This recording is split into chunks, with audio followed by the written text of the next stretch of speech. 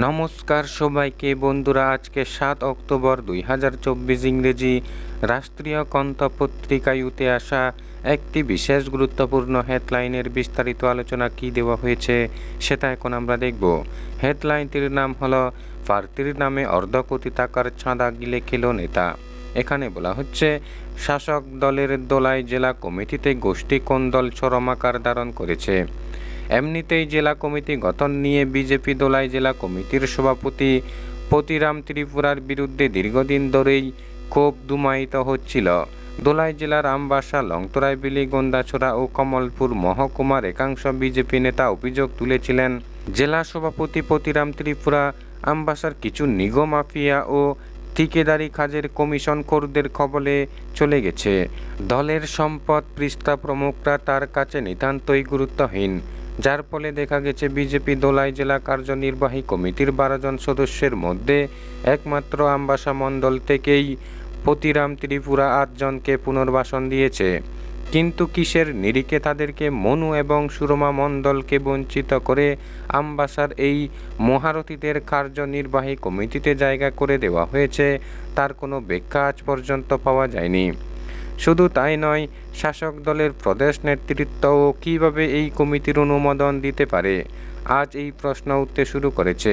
শুধু প্রশ্নই উঠছে না, দলের দোলাই জেলা কমিটিতে রীতিমতো জ্বর বইছে। সম্প্রতি এই কমিটিরই এক সাধারণ সম্পাদকের বিরুদ্ধে অর্ধকোটিরও বেশি চাঁদা আত্মসাতের ঘটনা সামনে আসতেই স্থানীয় বিজেপি কর্মী সমর্থকরা রীতিমতো ক্ষোভে ফুঁসছে। যে কোনো সময় ক্ষোভের বহিঃপ্রকাশ ঘটতে পারে, আর তখন জনরোষে পড়তে পারে দোলাই জেলার এসব নেতারা। আজ আমবাসা থেকে এমনই অভিযোগ পাওয়া গেছে, কেননা দোলাই জেলার বিজেপির এই সাধারণ সম্পাদক বিভিন্ন ঠিকাদারদের কাছ থেকে প্রার্থী ফান্ডের নাম করে অর্ধকোটিরও বেশি অর্থ আদায় করেছে, কিন্তু আদায়কৃত অর্থের একটা টাকাও প্রার্থী ফান্ডে জমা করেনি। যাদের কাছ থেকে টাকা আদায় করেছে তার মধ্যে শাসক দলের কট্টর সমর্থক ঠিকাদারও রয়েছে শাসক দলের পদাধিকারী ঠিকাদারও। সম্প্রতি এসব ঠিকাদারদের একাংশ বিষয়টি প্রার্থীতে তুলেছে। তারপরই শুরু হয়েছে দৌড়ঝাঁপ। তবে এই দৌড়ঝাঁপ কিন্তু প্রার্থীর নাম করে অর্থ আত্মসাৎ করা নেতার বিরুদ্ধে ব্যবস্থা গ্রহণের জন্য নয়। কিভাবে এই নেতাকে বাঁচানো যায় তার জন্য খোদ দোলাই জেলার একাংশ বিজেপি নেতা রীতিমতো ওভারটাইম খাচ্ছে।